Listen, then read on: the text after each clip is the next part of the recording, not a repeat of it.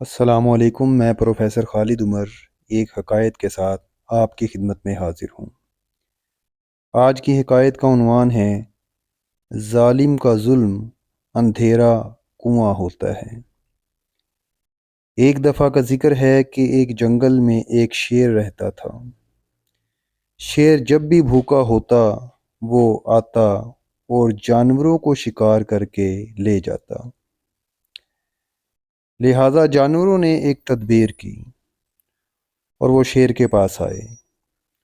انہوں نے کہا کہ وہ صرف ایک شکار کے علاوہ کسی کا پیچھا نہ کیا کرے۔ انہوں نے کہا وہ ہر روز مقررہ وقت پہ ایک جانور کو تمہارے کھانے کے لیے بھیج دیا کریں گے۔ شیر نے جانوروں کی اس تجویز پر کہا کہ تمہاری اس تجویز میں مکاری نہیں ہونی چاہیے۔ اس تدبیر کے بعد تمام شکاری اور وحشی جانور اکٹھے ہوئے۔ ہر ایک نے اپنی اپنی عقل کے مطابق تدبیر اور رائے دی۔ چنانچہ تھوڑی سی بحث اور تکرار کے بعد یہ طے پایا کہ ہر روز شکار کے جانوروں میں قرعہ اندازی ہوا کرے گی۔ جس جانور کے نام قرعہ نکلا کرے گا وہ شیر کی خوراک بن جایا کرے گا۔ سب نے اس پر اتفاق کر لیا۔ چنانچہ ہر روز قرعہ اندازی ہوتی اور ایک جانور شیر کی طرف جاتا اور اس کا لقمہ بن جاتا۔ جس دن خرگوش کا قرعہ نکلا تو خرگوش چیخ اٹھا کہ یہ ظلم کب تک جاری رہے گا، لیکن اس پر جانوروں کی قوم نے کہا کہ ہم نے شیر کے ساتھ وعدہ کیا ہوا ہے اور شیر بہت غضبناک ہے، شیر ہماری وعدہ خلافی پر بہت خفا ہوگا۔ لیکن خرگوش نے اپنے ساتھیوں سے کہا مجھے مہلت دو تاکہ میں کوئی تدبیر سوچ سکوں جس سے ہم سب اس روز روز کے ظلم سے بچ جائیں، کیونکہ جان لو یہ جنگل تمہاری میراث ہے۔ خیر، خرگوش نے ہیلے بہانوں سے شیر تک پہنچنے میں 1 گھنٹے کی تاخیر کر دی اور پھر وہ شیر کے سامنے گیا۔ خرگوش نے دیکھا کہ شیر کسی جانور کے انتظار میں اور بھوک کے باعث اپنے پنجوں سے زمین کو غصے کے ساتھ کھود رہا تھا۔ چنانچہ اس نے خرگوش کو دیکھ کر غراتے ہوئے کہا ان کمینے جانوروں کا عہد کچا اور نامکمل ثابت ہوا ہے۔ اس نے خرگوش سے مخاطب ہو کر کہا کہ تم نے آنے میں دیر کیوں کر دی؟ خرگوش نے شیر سے مخاطب ہو کر کہا اے جنگل کے بادشاہ، میں دوپہر کے وقت جنگل میں آ رہا تھا، میرے ساتھ میرا ایک ساتھی بھی تھا، لیکن راستے میں مجھے ایک دوسرے شیر نے گھیر لیا۔ میں نے اس شیر سے کہا ہم بادشاہ شیر کے غلام ہیں، لیکن اس شیر نے کہا کہ کون بادشاہ ہوتا ہے؟ میرے سامنے کسی کا نام نہ لینا، میں تجھے اور تیرے بادشاہ شیر کو بھی چیر پھاڑ ڈالوں گا۔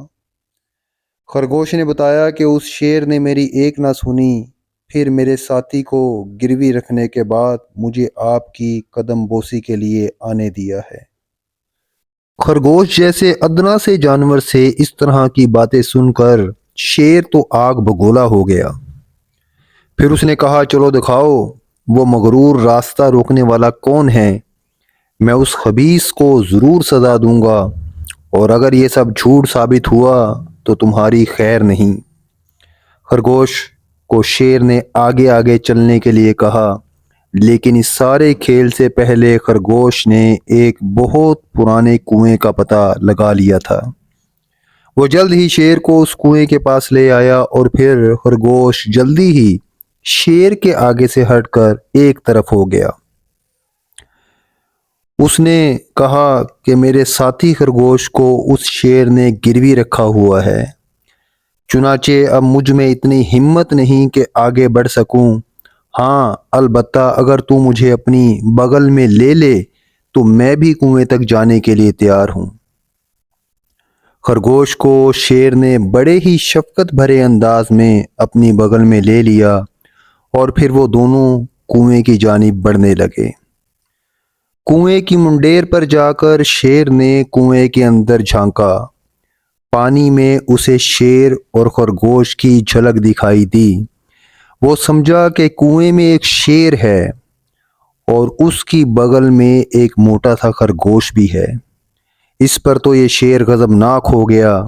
اس نے اپنی بغل میں سے خرگوش کو چھوڑا اور دشمن شیر پر کنویں کے اندر ایک دھاڑ مار کر کود گیا۔ اس طرح وہ شیر اپنے انجام کو پہنچ گیا اور خرگوش خوشی خوشی اپنے ساتھی جانوروں کے پاس آ گیا۔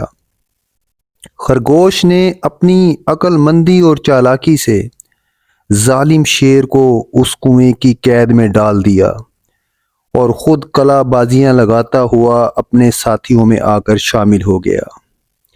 مولانا جلال الدین رومی اس حکایت میں یہ بتانا چاہتے ہیں کہ ظالم کا ظلم اسی کے سر پر پڑتا ہے۔ ظالموں کا ظلم اصل میں اندھیرا کنواں ہوتا ہے۔ جو زیادہ ظالم ہوتا ہے اس کا کنواں اسی قدر زیادہ خوفناک ہوتا ہے۔